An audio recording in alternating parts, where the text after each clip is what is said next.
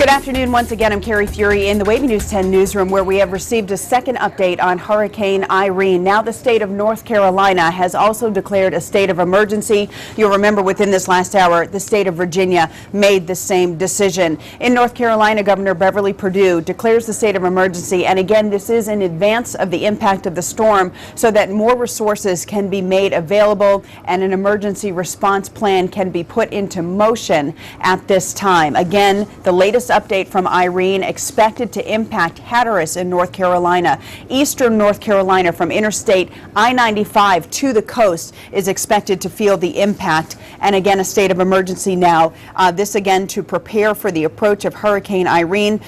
Governor Perdue also said that she has asked President Barack Obama to declare a federal emergency ahead of the storm, so even more resources can be used to accelerate that response effort. Now there is more power to respond to the storm and to help local governments with any kind of recovery and emergency operation that they have there. This also means the National Guard can be incorporated into the response plan. There are 20 service members already deployed and working at the state's 2 emergency response warehouses. Another 150 National Guardsmen or so are on standby. Again, this emergency declaration for the state of North Carolina just issued this morning. It was actually signed late Wednesday, ready to go, and again now it has officially been declared for the state of North Carolina, which means many more resources, even including the National Guard, are ready to help the state of North Carolina when Hurricane Irene makes its impact. Again, it is believed that this will begin in the late hours of Friday into Saturday. For the Hampton Roads area in Virginia, we are also under a state of emergency. Governor Bob McDonnell made that announcement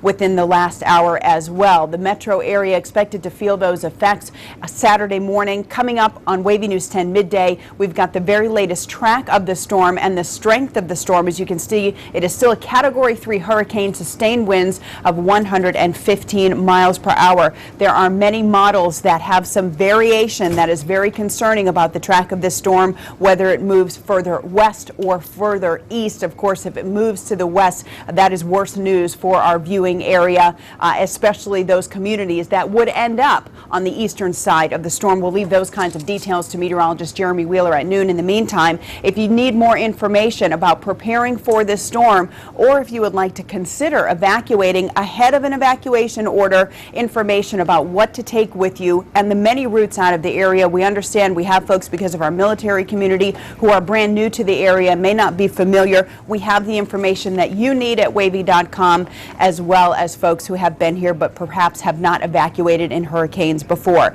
Right now in Virginia Beach, one of the biggest cities we broadcast to, there's an emergency meeting that's going on right now with emergency managers in the city of Virginia Beach. They're talking about things like an emergency response, whether they could evacuate this city. Our David Culver is at that meeting. He'll have an update for us coming up at noon. Our Stephanie Harris is monitoring a conference right now with FEMA, the Federal Emergency Management Agency. We will have that update for you at noon. We urge you to stay tuned here on Wavy TV 10 and wavy.com. Again, our noon broadcast begins shortly.